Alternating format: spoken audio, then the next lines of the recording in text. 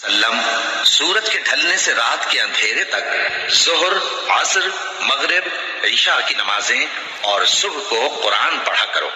کیونکہ صبح کے وقت قرآن کا پڑھنا فرشتوں کی حاضری کا موقع ہوتا ہے۔ اے محمد صلی اللہ علیہ وآلہ وسلم سورج کے ڈھلنے سے رات کے اندھیرے تک ظہر، عصر، مغرب، عشاء کی نمازیں اور صبح کو قرآن پڑھا کرو، کیونکہ صبح کے وقت قرآن کا پڑھنا فرشتوں کی حاضری کا موقع ہوتا ہے۔ اے محمد صلی اللہ علیہ وآلہ وسلم سورج کے ڈھلنے سے رات کے اندھیرے تک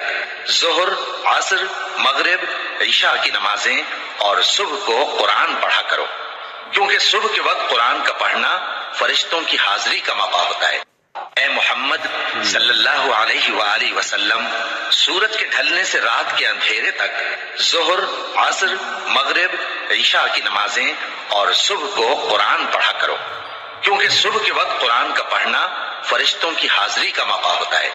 اے محمد صلی اللہ علیہ وآلہ وسلم سورج کے ڈھلنے سے رات کے اندھیرے تک ظہر، عصر، مغرب، عشاء کی نمازیں اور صبح کو قرآن پڑھا کرو،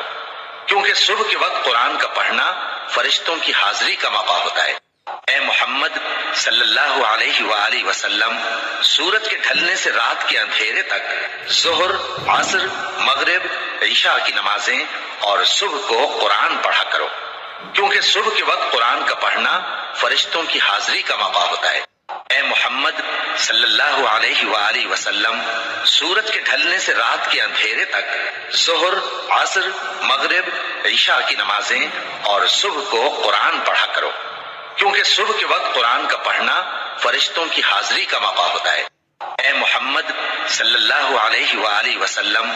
سورج کے ڈھلنے سے رات کے اندھیرے تک ظہر، عصر، مغرب، عشاء کی نمازیں اور صبح کو قرآن پڑھا کرو، کیونکہ صبح کے وقت قرآن کا پڑھنا فرشتوں کی حاضری کا موقع ہوتا ہے۔ اے محمد صلی اللہ علیہ وآلہ وسلم سورج کے ڈھلنے سے رات کے اندھیرے تک ظہر، عصر، مغرب، عشاء کی نمازیں اور صبح کو قرآن پڑھا کرو،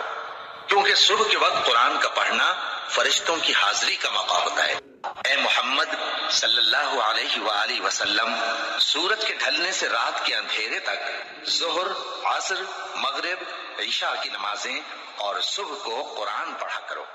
کیونکہ صبح کے وقت قرآن کا پڑھنا فرشتوں کی حاضری کا موقع ہوتا ہے۔